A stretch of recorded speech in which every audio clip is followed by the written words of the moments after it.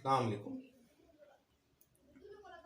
पिछले वीडियो में हमने टाइप्स ऑफ कार्बन ये टॉपिक शुरू किया था, जिसमें हम कार्बन की मुख्तलिफ किस्में जिसका इस्तेमाल हमारे को मुख्तलिफ तरह के कंपाउंड में करना है, ये हम पढ़ रहे थे। 8 कार्बन की टाइप हम बता चुके हैं पिछले वीडियो में। अगर वो वीडियो आपने नहीं देखा है तो इस वीडियो की डिस्क्रिप्शन में आपको उसका लिंक मिल जाएगा। पहले आप वो देखें, फिर उसके बाद में इसको कंटिन्यू करें। ठीक है। 9वां जो हमारे को कार्बन की किस्में हम पढ़ते हैं आमतौर पे, वो है विनिल कार्बन। विनिल कार्बन, ठीक है। अब देखो ये कार्बन होता क्या है, इसकी दो तरह से आप इसको एक्सप्लेन कर सकते हैं। जैसे अगर मैं यहां पर एक कंपाउंड लिखूं CH2 डबल बॉन्ड CH2, ठीक है, तो इसमें दोनों कार्बन जो है तो क्या है, दोहरी बंदिश से जुड़े हुए हैं, बराबर। अब मैं तारीफ बोल रहा हूं विनिल कार्बन की। ऐसा कार्बन जो बराह रास्त दोहरी बंदिश से जुड़ा हो, ऐसा कार्बन जो बराह रास्त दोहरी बंदिश से जुड़ा हो, वो कार्बन कहलाता है विनिल कार्बन। जैसे ये कार्बन है विनिल कार्बन, ये कार्बन है विनिल कार्बन, ठीक है। जैसे अगर मैं एक दूसरी मिसाल दूं, CH3 bond CH double bond CH2, okay. आप सब कंपाउंड में देखो हम वैलेंसी को सेटिस्फाइड करने की कोशिश कर रहे हैं। सब में जो एलिमेंट है कंपाउंड में, उनकी वैलेंसी सेटिस्फाइड है। ये अहम बात है जो आप याद रखें, ठीक है। चलो इसमें देखो 3 कार्बन है, ठीक है। ये कार्बन सिंगल बॉन्ड से जुड़ा है, ये कार्बन डबल बॉन्ड से जुड़ा है, ये कार्बन डबल बॉन्ड से जुड़ा है। यानी ऐसा कार्बन जो बराह रास्त दोहरी बंदिश से जुड़ा हो, वो कार्बन कहलाता है विनिल कार्बन। आती है बात समझ में। जैसे ये कार्बन अगर मैं पूछूं आपको, तो ये है विनिल कार्बन, ये कार्बन, तो आप कहेंगे सर ये भी है विनिल कार्बन। इसका हम अगले इसमें बात करेंगे, ठीक है। तो एकदम आसान सी तारीफ, ऐसा कार्बन जो बराह रास्त दोहरी बंदिश से जुड़ा होता है, वो कार्बन कहलाता है विनिल कार्बन। ये था 9वां, ठीक है। अगर हम 10वें किस्म की बात करें, तो देखो 10वीं में क्या है। 10वीं टाइप आती है अलाइल कार्बन। 10वीं टाइप कौन सी है? अलाइल कार्बन, विनिल का छोटा भाई, ऐसा कंसिडर करें। इसकी जो है तो 2 तरीके से आप तारीफ बोल सकते हैं। पहली तारीफ, ऐसा कार्बन जो बराह रास्त विनिल कार्बन से जुड़ा हो, एकदम सिंपल तारीफ। ऐसा कार्बन जो बराह रास्त विनिल कार्बन से जुड़ा हो। फॉर एग्जाम्पल पहली डेफिनेशन बोल रहे हैं ना, ये है विनिल कार्बन, ये है विनिल कार्बन। अब ये कार्बन को अगर आप देखते हैं गौर से, CH3 को, तो ये जुड़ा हुआ है किससे? विनिल कार्बन से, यानी ये हुआ अलाइल कार्बन। एकदम सिंपल तारीफ। क्या कहा हमने? पहली डेफिनेशन, ऐसा कार्बन जो बराह रास्त विनिल कार्बन से जुड़ा हो। और विनिल कार्बन हमने पहले 8वीं 9वीं टाइप में पढ़ा है। तो विनिल कार्बन जो बराह रास्त दोहरी बंदिश से जुड़ा हो, तो फिर उस कार्बन से जुड़ने वाला कार्बन अलाइल कार्बन, ठीक है। दूसरी डेफिनेशन जो कही जाती है, वो क्या कही जाती है कि ऐसा कार्बन जो बराह रास्त ऐसे कार्बन से जुड़ा हो जो दोहरी बंदिश से जुड़ा हो। थोड़ी कॉम्प्लिकेटेड लगेंगे आपको, लेकिन सिंपल है। ऐसा कार्बन जो बराह रास्त, ऐसा कार्बन जो बराह रास्त दोहरी बंदिश से जुड़े कार्बन से जुड़ा हो, मतलब दोनों का सेम है। हाँ, तीसरी बार बोल रहा हूं, ऐसा कार्बन जो बराह रास्त दोहरी बंदिश से जुड़े कार्बन से जुड़ा हो। यानी ये कार्बन किससे जुड़ा है? इस कार्बन से, और ये कार्बन जुड़ा है डबल बॉन्ड से। अरे बात समझ में? यानी अगर मैं ये पूछूं ये कार्बन कौन सा है, तो आप कहेंगे सर ये अलाइल को भूल जाओ, ये कार्बन ऐसे कार्बन से जुड़ा है, क्योंकि इससे जुड़ा ना वो, तो ऐसे कार्बन से ज्वाइन है जो डबल बंदिश से जुड़ा है, इसलिए ये कार्बन होगा अलाइल कार्बन, ठीक है। अब इस पे 1-2 मिसालें लेते हैं हम। जैसे अगर मैं यहां पर एक एग्जांपल लिखूं, मसलन मैंने लिखा CH3 bond CH double bond CH bond CH3, या फिर CH2 double bond CH bond CH2 bond CH3, ठीक है, बीटा ब्यूटिलीन, अल्फा ब्यूटिलीन। ओके, अब अगर मैं पूछूं आपको कि बताओ इन दोनों कंपाउंड में, पहला और ये दूसरा, इन दोनों कंपाउंड में कितने विनिल कार्बन है और कितने अलाइल कार्बन है। तो आपको पहले विनिल की बात कर लेते हैं। हमने क्या कहा, ऐसा कार्बन जो बराह रास्त दोहरी बंदिश से जुड़ा हो। कौन सा कार्बन है, यहाँ तो सिंगल है, यहाँ भी सिंगल सिंगल सिंगल सिंगल, ये है डबल बॉन्ड और ये है डबल बॉन्ड, ठीक है, ये जो है डबल बॉन्ड, यानी इस डबल बॉन्ड से जुड़ा है ये कार्बन, इसलिए विनिल। ये कार्बन जुड़ा है डबल बॉन्ड से यानी विनिल, ये डबल बॉन्ड, ये कार्बन जुड़ा हुआ है यानी विनिल, इस कार्बन से भी डबल बॉन्ड है यानी विनिल। ये 4 कार्बन विनिल कार्बन है। फिर हमने क्या कहा, अलाइल कार्बन, हमारा जो मेन टॉपिक है, विनिल कार्बन से जुड़ने वाला अलाइल कार्बन। ये है विनिल कार्बन, ये है अलाइल कार्बन, ये है विनिल कार्बन, इससे जुड़ा ये, इसलिए ये है अलाइल कार्बन। ठीक है, यहां देखो, यहां थोड़ा कंफ्यूजन हो सकता है, विनिल इधर तो है नहीं कुछ, इधर ये है विनिल, ये है अलाइल कार्बन, तो फिर ये नहीं, इसका भी कोई हम एक्सप्लेन नहीं कर रहे हैं। अगर वैसा ओवरऑल पूछा जाए तो ये प्राइमरी कार्बन है। क्यों? क्योंकि ये एक कार्बन से जुड़ा है बराह रास्त, ये सेकेंडरी कार्बन, ठीक है, ये सेकेंडरी कार्बन, ये प्राइमरी कार्बन, ठीक है। तो ये हुआ अलाइल कार्बन, ये अलाइल कार्बन नहीं है, रहेगा याद। यानी सिंपल विनिल और अलाइल ये एक दूसरे से थोड़ा सा जुड़े हुए हैं। लास्ट टाइम डेफिनेशन बोल रहा हूं, पहले विनिल की फिर अलाइल की। ऐसा कार्बन जो बराह रास्त दोहरी बंदिश से डबल बॉन्ड से जुड़ा हो वो कार्बन विनिल कार्बन कहलाता है। और ऐसा कार्बन, अलाइल की 2 डेफिनेशन है। पहली, ऐसा कार्बन जो बराह रास्त विनिल कार्बन से जुड़ा हो अलाइल कार्बन कहलाता। दूसरी डेफिनेशन, ऐसा कार्बन जो बराह रास्त ऐसे कार्बन से जुड़ा हो जो दोहरी बंदिश से जुड़ा है, जो बराह रास्त ऐसे कार्बन से जुड़ा हो जो दोहरी बंदिश से जुड़ा है, यानी ये कार्बन बराह रास्त किससे जुड़ा और ये डबल बॉन्ड से जुड़ा, इसलिए ये है अलाइल कार्बन। उसको अलील भी पढ़ा जाता है, इसलिए उर्दू में मैंने अलील लिखा हूं, ठीक है। चलो 10 हो गए। 11वां,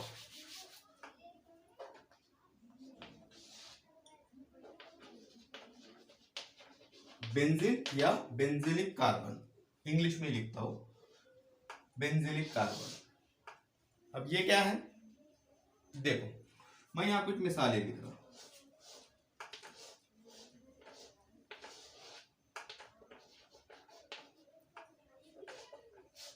दो मिसालों में आपके समझ में आ जाएगा।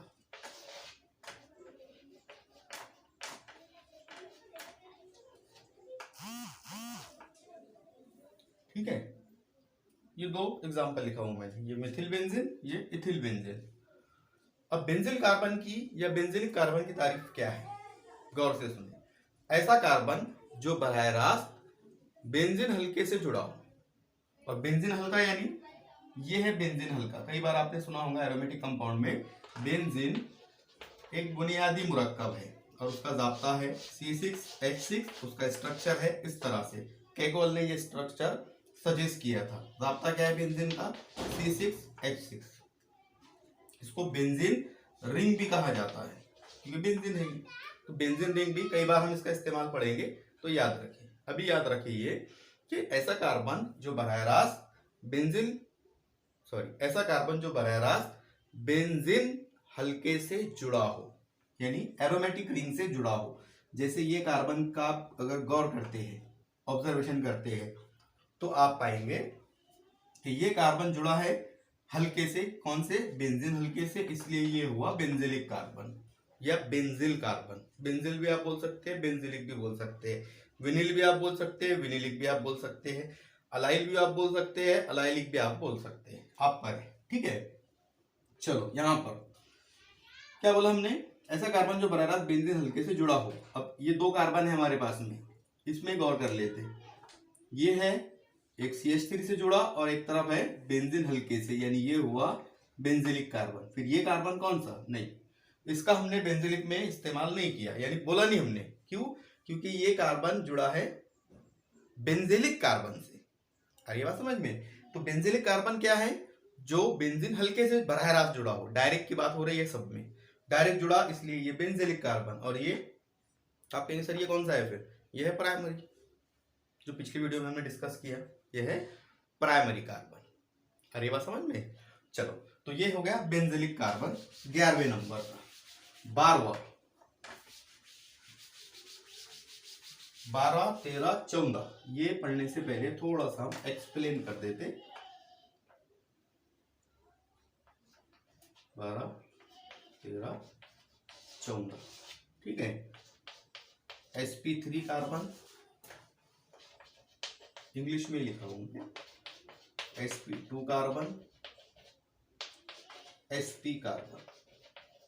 कंफ्यूजन ना रखे कोई भी, आसानी से हम इसको बयान करेंगे, ठीक है। जैसे पहले तो आपको अगर ये कार्बन को समझना है तो पहले आपको sp3 क्या है ये देखना पड़ेगा।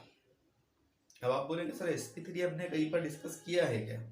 इलेक्ट्रॉनिक तश्कील में हमने डिस्कस किया है कि s ऑर्बिटल है और p ऑर्बिटल है, और इसका मतलब क्या होता है sp3, sp2, sp, यानी ये बात जो हो रही है वो किसकी हो रही है? एक s ऑर्बिटल और 3 p ऑर्बिटल, एक s 2 p, क्योंकि पावर में 2 है, यहाँ एक s और एक p।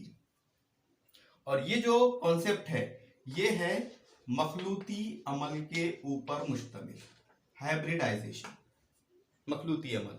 जैसे आपको पता है कि जब कोई भी मुरक्कब बनता है, हमने कई बार ये डिस्कस किया, कई बार शायद आपको पता भी होगा, कई बार हमने बोला है कि जो अनासिर होते हैं उनका मकसद क्या होता है? जो अनपेयर्ड इलेक्ट्रॉन है उनको पेयर्ड करना, ठीक है।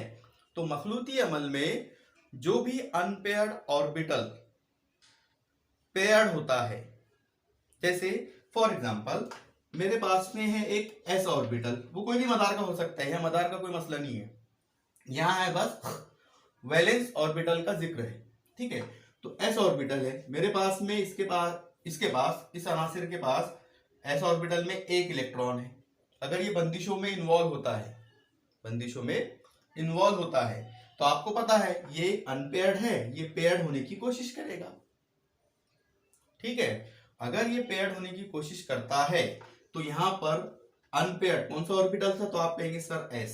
कार्बन के अंदर क्या रहते आप जानते हैं, इलेक्ट्रॉन तश्कील भी आपको पता है, कार्बन की कितनी है? कार्बन का एटॉमिक नंबर है 6 और इलेक्ट्रॉन तश्कील है 1s2, ठीक है। यहाँ 2 इलेक्ट्रॉन 2s1, फिर 2px1, 2py1, 2pz1 पढ़े हम नहीं है। तो ये है बात, आपके समझ में आ जाएंगे आसानी से, कार्बन की इलेक्ट्रॉनिक तश्कील। अब देखो आप क्या हो रहा, अगर कार्बन किसी दूसरे अनासिर के साथ में बंदिश बनाने की कोशिश करता है तो वो कार्बन अपने कौन कौन से ऑर्बिटल इस्तेमाल कर सकता है, ठीक है। या मखलूती अमल में, क्योंकि मखलूती अमल का मतलब क्या होता है कि दो अनासिर जब बंदिश बनाते हैं तो एक अनासिर के ऑर्बिटल और दूसरे अनासिर के ऑर्बिटल दोनों मिक्स होते हैं और मिक्स होकर एक नई तरह के ऑर्बिटल तैयार करते हैं, इसी को मखलूती अमल कहा जाता है। कोई भी कंपाउंड जब तैयार होता है तो वो मखलूती अमल से ही तैयार होता है, ये आप बात याद रखें। लास्ट में हम इसको एकदम सिंपल भी कर देंगे, ठीक है। तो अभी समझ में आया आपके कार्बन की इलेक्ट्रॉनिक तश्कील। अब अगर कार्बन है मेरे पास में, मिसाल के तौर पर ये सिंगल वाला, तो इसके पास में क्या है? 4 है। देखो मेरे पास में unpaired electron 2s1, 2px, 2py, 2pz, सब में एक एक इलेक्ट्रॉन है। अब मिसाल के तौर पे इसने एक कंपाउंड बनाया CH4 यानी मीथेन बनाया। तो मीथेन कैसे बनाएगा? वो यहाँ जुड़ेगा हाइड्रोजन, यहाँ जुड़ेगा हाइड्रोजन, यहाँ पर ज्वाइन होगा हाइड्रोजन, यहाँ पर हाइड्रोजन। लेकिन आपको गौर ये करना है कि इस कार्बन ने कौन कौन से ऑर्बिटल की मदद से हाइड्रोजन के साथ में बंदिश बनाया है। जैसे 4 थे ना, तो फॉर एग्जांपल ये है 2s, ये है 2px, ये है 2py और ये है 2pz। ये z है, 3 नहीं है, z है, तो 2pz। अब देखो जब मीथेन बना तो कार्बन ने कौन कौन से ऑर्बिटल मखलूती अमल में इस्तेमाल किया? तो आप बोलेंगे सर एक s और 3 p, यानी ये कार्बन जो है ये कौन सा है? sp3। शायद समझ में आ गया होगा। दोबारा बोल रहा हूं मैं, ये जो sp3, sp2, sp कार्बन है ये डिपेंड करते हैं मखलूती अमल पे। और मखलूती अमल क्या है? जब कोई भी मुरक्कब तैयार होता है तो उस मुरक्कब में कौन कौन से एलिमेंट पार्टिसिपेट किए, कौन कौन से अनासिर ने हिस्सा लिए और अनासिर ने बंदिश बनाने के लिए अपने कौन कौन से ऑर्बिटल इस्तेमाल किए, कौन कौन से ऑर्बिटल यूज किए, उनका कैलकुलेशन है मखलूती अमल। और जितने s ऑर्बिटल रहेंगे, जितने p रहेंगे, जितने d रहेंगे, जितने f रहेंगे, वो उस एलिमेंट की नोयत रहेगी। जैसे एग्जांपल के तौर पे हमने लिया था कार्बन को, क्योंकि ज्यादातर क्योंकि हम जिक्र भी कार्बन का ही कर रहे हैं। तो कार्बन ने क्या किया, जब मीथेन तैयार किया, एक कंपाउंड तैयार किया मीथेन, तो मीथेन में कार्बन और हाइड्रोजन ये दोनों ने हाइब्रिडाइजेशन अमल किए, मखलूती अमल किए। मखलूती अमल किए जब तो मखलूती अमल किए तो क्या किया, कार्बन ने अपना एक s ऑर्बिटल इस्तेमाल किया, और इसके पीछे का बैकग्राउंड भी हमने बताया कि ये क्यों इस्तेमाल हो रहा, ये क्यों नहीं हो रहा, क्योंकि ये है पेयर, ये है जोड़ीदार ऑर्बिटल आमतौर पे इस्तेमाल नहीं होते, अनपेयर्ड इलेक्ट्रो ऑर्बिटल बंदिश बनाने में इस्तेमाल होते हैं। तो इस मुरक्कब को तैयार करने में, CH4 को तैयार करने में कार्बन ने 4 बंदिशें बनाया। 4 क्यों बनाया, क्योंकि उसमें 4 अनपेयर्ड इलेक्ट्रॉन थे। 4 अनपेयर्ड इलेक्ट्रॉन थे तो वो 4 ऑर्बिटल में मौजूद थे। कौन कौन से थे, एक s, p पहला, दूसरा, तीसरा, 3p यानी sp3। क्लियर। तो ये चारों ऑर्बिटल ने हाइड्रोजन के अलग अलग ऑर्बिटल से साझेदारी किए या दोनों में मिक्स हुए और हाइब्रिड ऑर्बिटल, मखलूत ऑर्बिटल तैयार किए। तो आपको यहाँ गौर ये करना है कि कार्बन के कौन से इस्तेमाल हुए। हम कंपाउंड की बात थोड़ी कर रहे, हम कार्बन की बात कर रहे। अगर हम मीथेन की बात करें तो फिर बात अलग है, हम सिर्फ अभी कार्बन की बात कर रहे हैं। कार्बन की नोयत क्या है, कार्बन मखलूती अमल में कौन कौन से ऑर्बिटल को यूज करता है, हम इतनी बात कर रहे हैं। ठीक है, तो समझ में आया आपके। ये कार्बन ने जो 4 बंदिशें बनाया, तो 4 क्यों बनाया, क्योंकि 4 अनपेयर्ड इलेक्ट्रॉन थे 4 अनपेयर्ड ऑर्बिटल में, और वो चारों अनपेयर्ड ऑर्बिटल इस्तेमाल हुए मीथेन में। जब मीथेन तैयार हुआ है तो कार्बन ने उनको इस्तेमाल किया, और इस्तेमाल करने के लिए 2s में का एक इलेक्ट्रॉन, 2px में का एक इलेक्ट्रॉन, 2py में का इलेक्ट्रॉन, एक 2pz में का इलेक्ट्रॉन, 2pz, 2py और 2px, इसके 3 और एक s यहां मैंने लिखा भी आसानी के लिए। ठीक है, अब मिसाल के तौर पर हो सकता है, ये तो समझ में आया आपके पहले कि sp3 का मतलब क्या है, कार्बन में जब 4 बंदिशें बनी तो एक s और 3p इलेक्ट्रॉन या 3p ऑर्बिटल पार्टिसिपेट कर रहे, इसलिए इस कार्बन की नोयत है sp3। फिर sp2 क्या होगा, ठीक है, देखो sp2 के लिए हम एग्जांपल देंगे CH2 डबल बॉन्ड CH2, इसको बता देते हैं कैसे। हाँ, इस पे गौर करें बस आप। ये जो CH2 यानी इथिलीन तैयार हुआ, वो तैयार हुआ ऐसे, ऐसे लिखता हूं मैं इसको। ठीक है, ये ऐसे मखलूती अमल में जो प्लेन में बंदिशें बनती है सिर्फ वही काउंट होते हैं, या ऐसा समझ लो आप, पहली बंदिश जो बनती है, आसानी के लिए बोल रहा हूं मैं ये जुमला ताकि याद रहे, प्लेन और प्लेन के बाहर ये थोड़ा कंफ्यूजन वाला हो सकता है। तो पहली जो बंदिश बनती है वो मखलूती अमल में इस्तेमाल होती है। जो दूसरी बंदिश बनती है, यानी डबल बॉन्ड अगर कहीं पर बने, ट्रिपल बॉन्ड अगर कहीं पर बने, तो वो अनहाइब्रिड ऑर्बिटल होता है, यानी वो प्लेन के बाहर, सतह के बाहर बंदिश बनाते हैं। सतह समझता ना आपको, ये सतह, तो इसके अंदर अगर काम हो तो वो हाइब्रिडाइजेशन या हाइब्रिड ऑर्बिटल, और अगर इसके बाहर यहाँ काम हो, मसलन यहाँ काम हो, यहाँ काम हो, यहाँ काम हो, तो वो अनहाइब्रिडाइज्ड ऑर्बिटल कहलाता है, गैर मखलूत शुदा ऑर्बिटल कहलाता है। तो मखलूती अमल में किसका इस्तेमाल, जो मखलूत हो।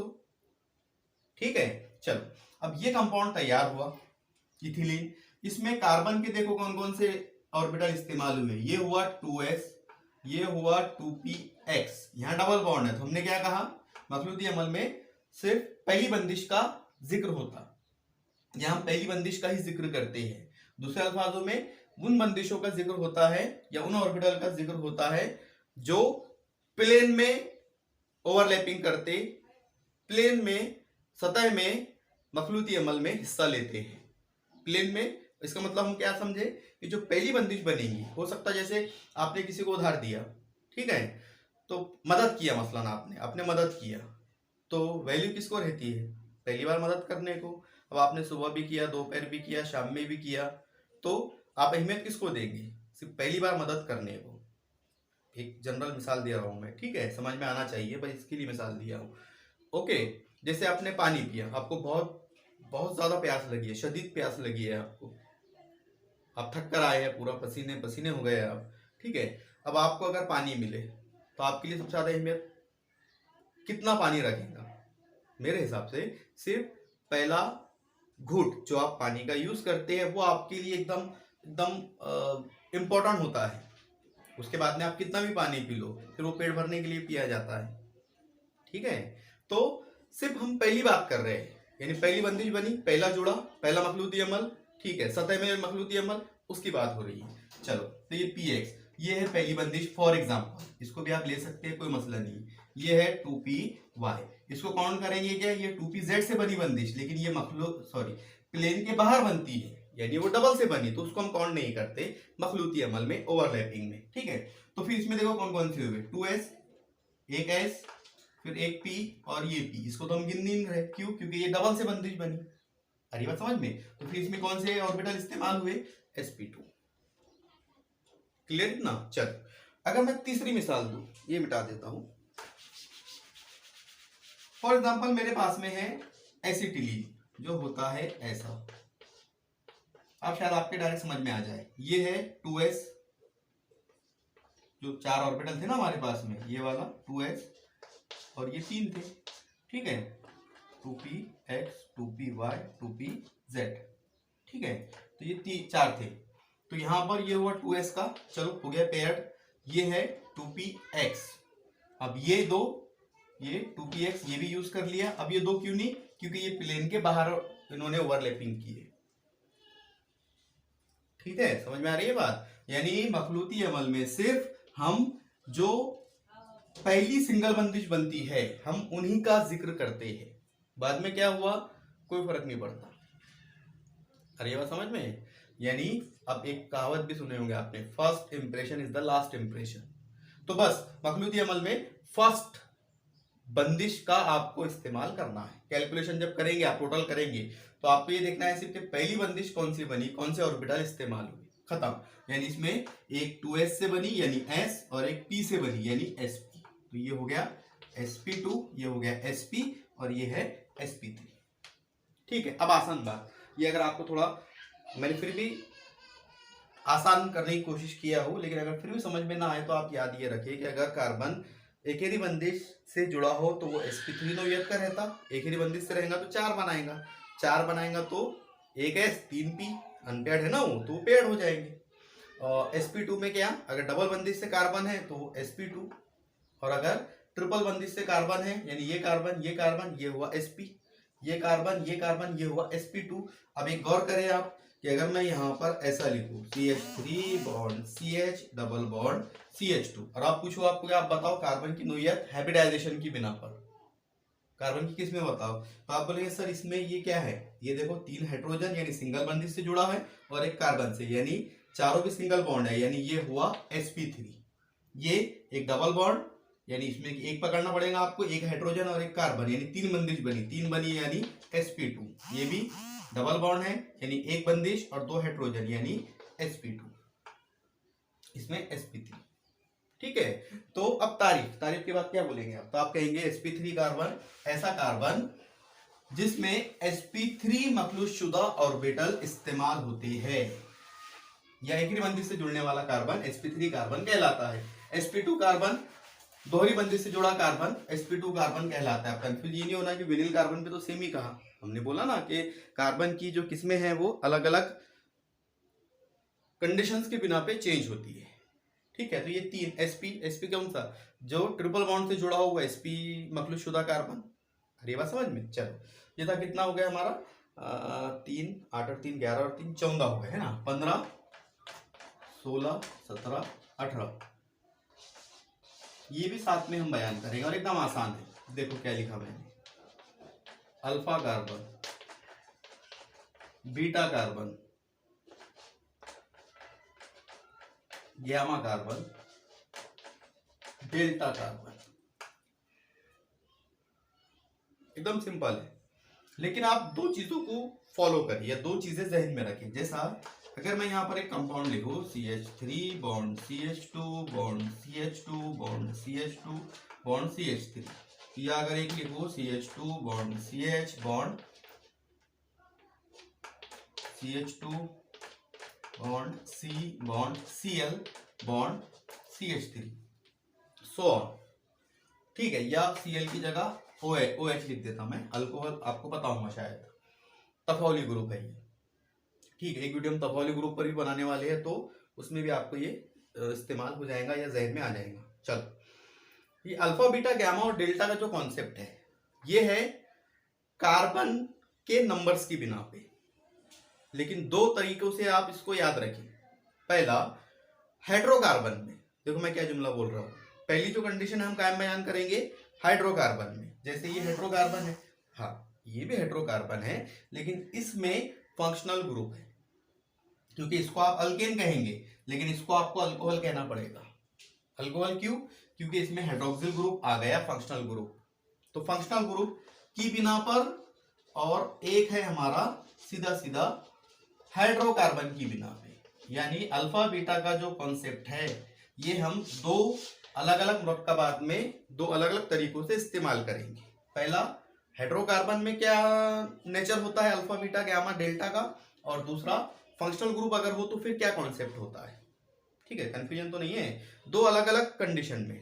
पहला, इन्हें आपको अगर कंपाउंड में आइडेंटिफाई करना है कि अल्फा बीटा गामा डेल्टा कौन सा कार्बन है, तो आपको देखना पड़ेगा कि इसमें क्या कोई फंक्शनल ग्रुप है, नहीं है तो फिर हाइड्रोकार्बन की बिना पर आप उसको जस्टिफाई करेंगे।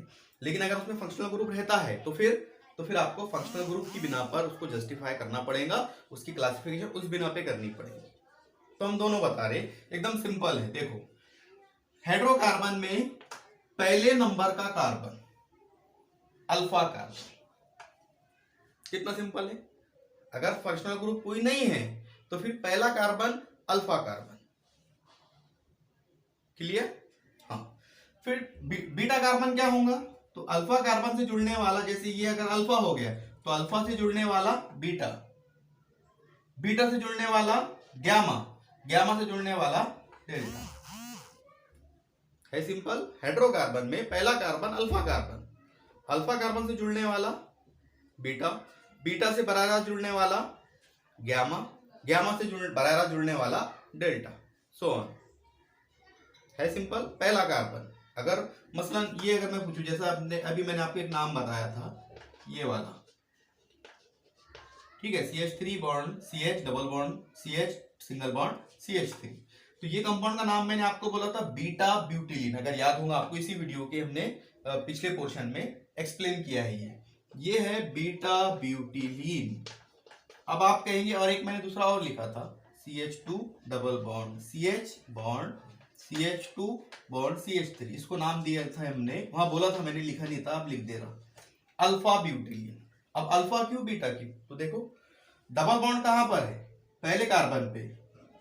हाँ, एक और चीज याद रखें, डबल बॉन्ड का जो मसला है, जो कौन किया जाता है, वो जैसे हमने कहा ना मखलूदी अमल में, पहला कार्बन यूज होता है, यानी पहली बंदिश यूज होती है, तो ऐसे ही डबल बॉन्ड में जो लोएस्ट नंबर रहता है उसकी बिना पे उसको नाम दिया जाता है, ठीक है। जैसे यहाँ डबल बॉन्ड पहले और दूसरे कार्बन के बीच में है, तो इसको कंसिडर किया जाएगा कि ये पहले कार्बन से जुड़ी हुई है दूसरे से भी, लेकिन जब जिक्र करेंगे, आप बोलेंगे तो पहला बोलेंगे।